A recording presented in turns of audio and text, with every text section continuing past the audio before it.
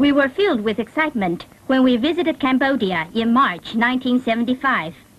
It was a time when the great historic battle, the decisive battle of the Cambodian people to liberate Phnom Penh and all of Cambodia, was rolling forward irresistibly to victory.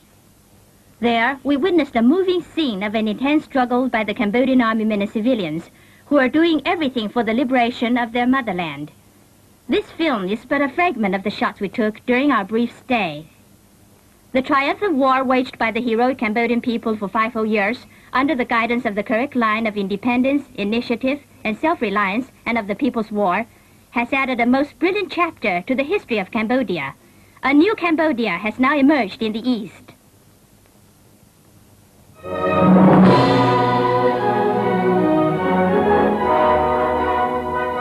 A heroic people, a visit to the liberated zone in Cambodia.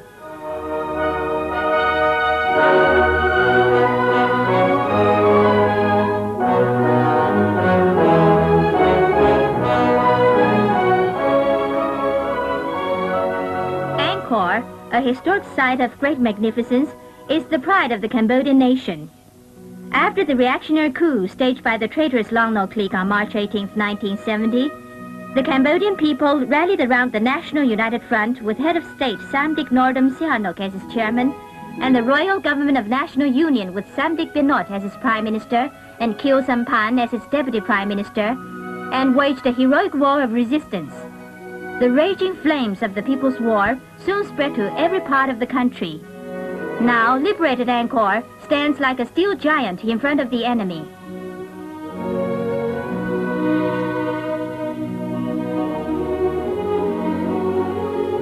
Though enemy troops are only 2 kilometers away from this liberated zone, the People's Armed Forces of National Liberation of Cambodia trains its young cadets here undisturbed.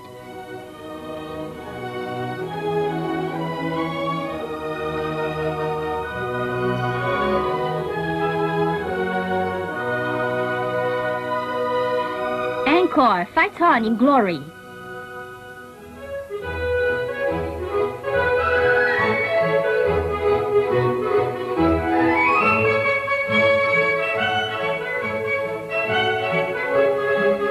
Her young men and women foiled 2 enemy attempts to seize Angkor, repulsing their wanton attacks.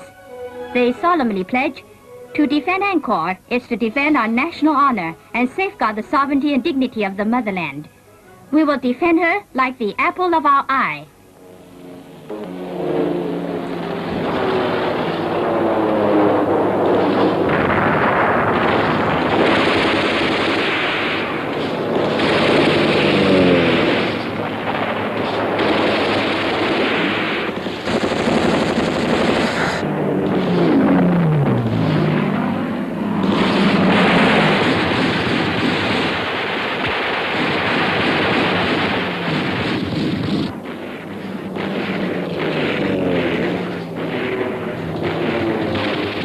Wipe out all enemies wherever they dare to intrude.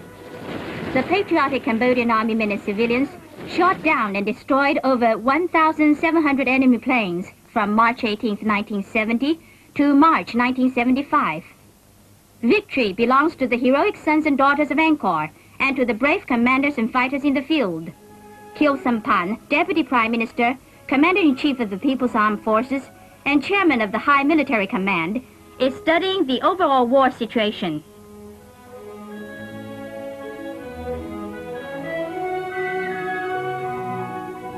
He and Sat Lut Sao and Nung Jie, both Vice Chairman of the High Military Command, work out a plan of operations, the blueprint for victory. Guided by a correct military line and using correct strategy and tactics, the People's Armed Forces are winning brilliant victories on all fronts. Men and women fighters of the people on all fronts are marching forward victoriously on this land of heroes. Each of the 7 major strategic highways has witnessed their heroic exploits. By the end of 1974, they have blocked all roads leading to Phnom Penh.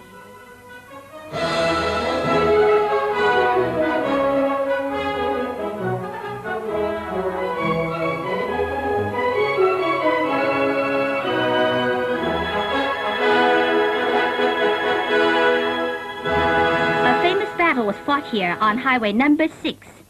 It served as the graveyard for the Long Nol puppet troops who took part in Operation Jen La Tu. In the rainy season of 1971, the enemy sent more than 20,000 so-called crack troops in an attempt to control this highway and block communications between various liberated zones. United as one, the valiant Cambodian army men and civilians took on this enemy several times their own numbers and waged a battle that lasted 100 days with their crude weapons, wiping out 15,000 enemy soldiers. This was a brilliant example of the weak defeating the strong. After this battle, the enemy did not have the strength to launch another nationwide strategic offensive, while the People's Armed Forces grew rapidly.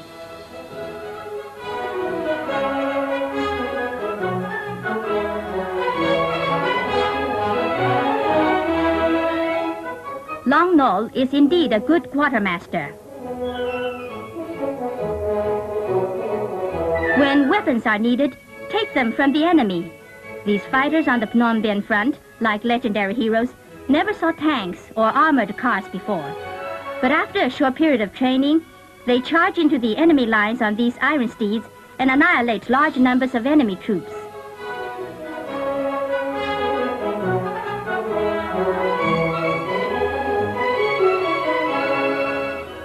These jeeps came also with the compliments of the quartermaster Long Nol.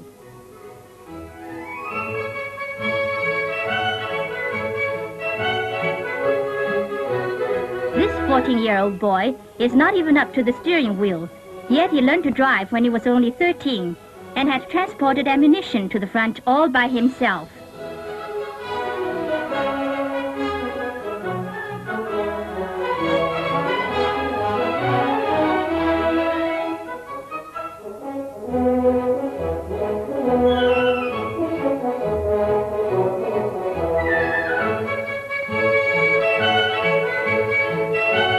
He is busily driving on the raging southwest front. There are many heroic youngsters like him on the battlefields throughout Cambodia.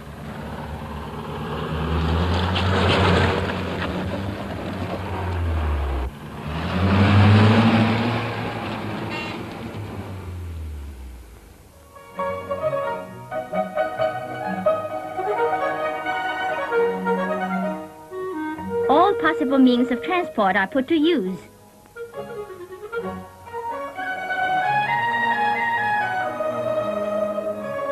Even elephants do their bit for the war effort.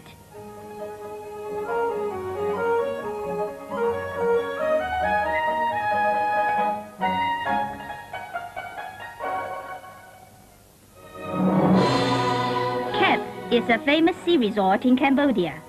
Except for a few isolated cities and islands, the entire Cambodian coastline is now in the hands of the people.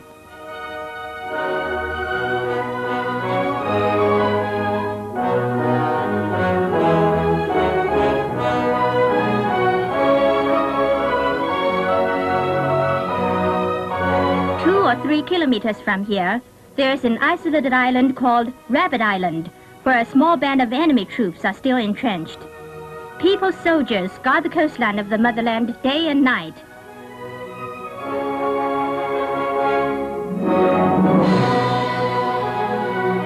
Like this isolated island, all strongholds under the temporary control of the Long Nol puppet troops are already surrounded by the vast ocean of the people.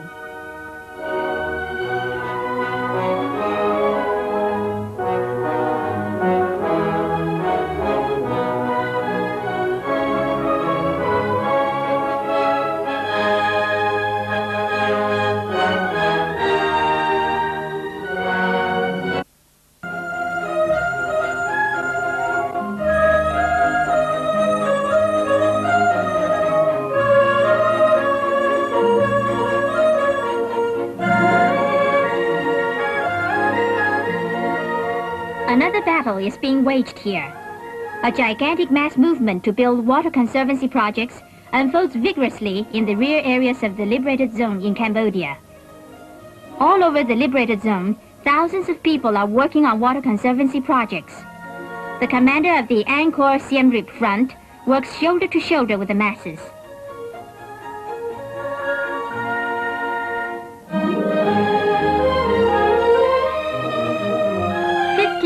Cambodian people come to work on this construction site each day.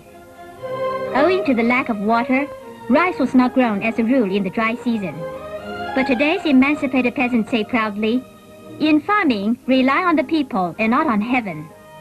They link the building of water conservancy projects and the growing of rice in the dry season with the destiny of their motherland and with the liberation war. They pointed out, water is needed to grow rice. Food is needed by soldiers in the fight. Where there are people, there will be water. Where there is water, there will be food grains.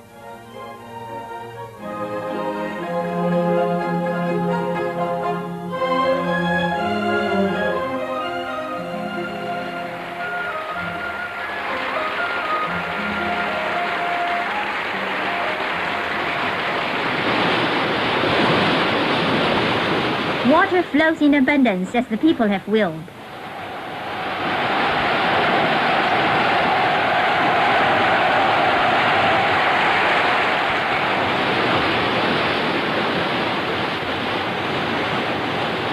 Water brings joy to the peasants.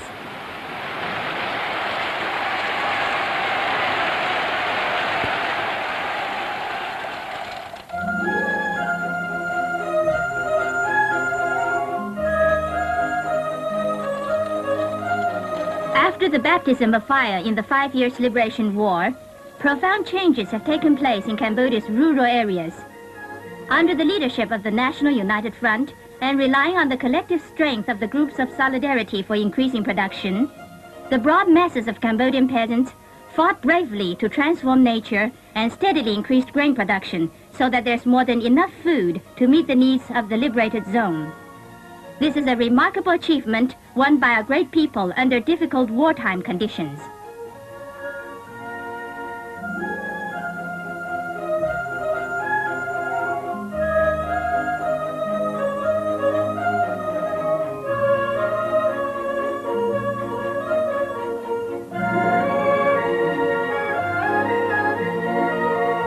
The yearly increases in grain production have substantially augmented the ability of the liberated zone to support the war effort, improve the people's livelihood there, and further consolidated the liberated zone.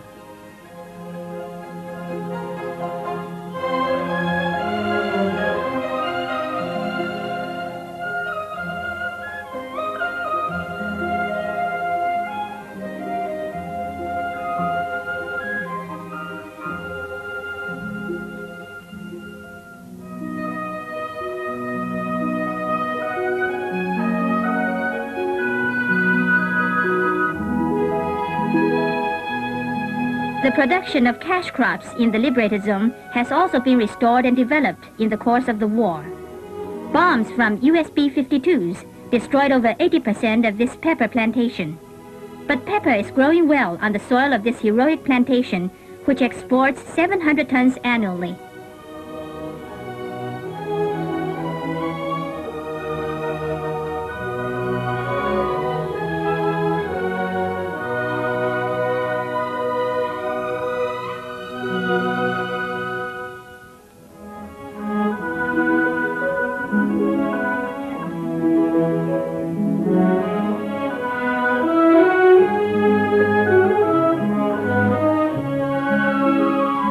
People's rubber plantations present a scene of great prosperity.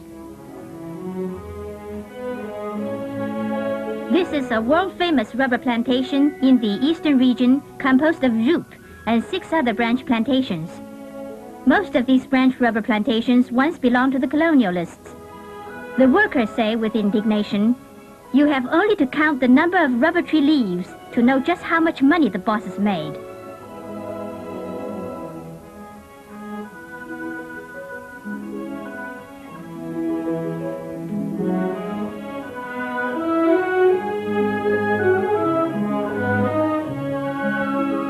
Today, the people are masters of the rubber plantations.